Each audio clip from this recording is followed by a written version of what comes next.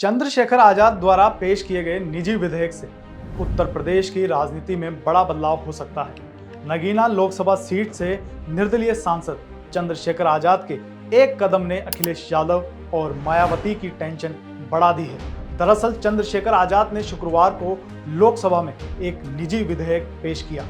इस विधेयक में अनुसूचित जातियों, जनजातियों और अन्य पिछड़े वर्गों के लिए निजी क्षेत्र, शैक्षणिक संस्थाओं और अन्य प्रतिष्ठानों में आरक्षण की मांग की गई है, जिनमें कम से कम 20 लोगों को रोजगार मिलता है और सरकार का कोई वित्तीय हित नहीं होता है।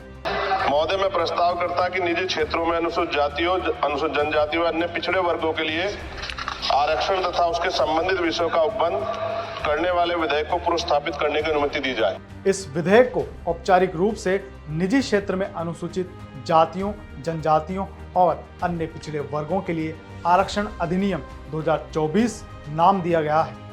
चंद्रशेखर आजाद ने यह भी सुझाव दिया है कि केंद्र सरकार को विशेष रियायतों के माध्यम से अनुसूचित जातियों, जनजातियों और अन्य पिछड़े वर्गों के लिए आरक्षण लागू करने के लिए निजी क्षेत्र की संस्थाओं को प्रोत्साहित करना चाहिए और राष्ट्रीयकृत बैंकों के माध्यम से कम ब्याज दर पर ऋण उपलब्ध कराना चाहिए।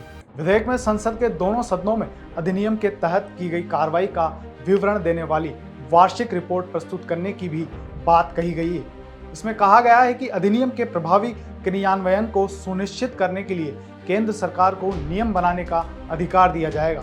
वर्तमान में निजी क्षेत्र में आरक्षण का कोई प्रावधान नहीं है। एक्सपर्ट्स की माने तो इस कदम से उत्तर प्रदेश की राजनीति में बड़ा असर पड़ सकता है, खासकर दलित वोट बैंक पर चंद्रशेखर की पकड़ को और मजबूत कर सकता है। यही वजह है कि इस कदम ने अखिलेश यादव और मायावती की टेंशन बढ़ा दी होगी। चंद्रशेखर ने लोकसभा चुनाव में जिस तरह बीजेपी के उम्मीदवार को हराकर निर्दलीय जीत दर्ज की, उससे ये साबित हुआ है कि यूपी में दलित वोट बैंक पर अब चंद्रशेखर की पकड़ बनती जा रही है। इस तरह यूपी में 2027 में होने वाले विधानसभा चुनाव में चंद्रशेखर कई सीटों पर खेल बिगाड़ सकते हैं।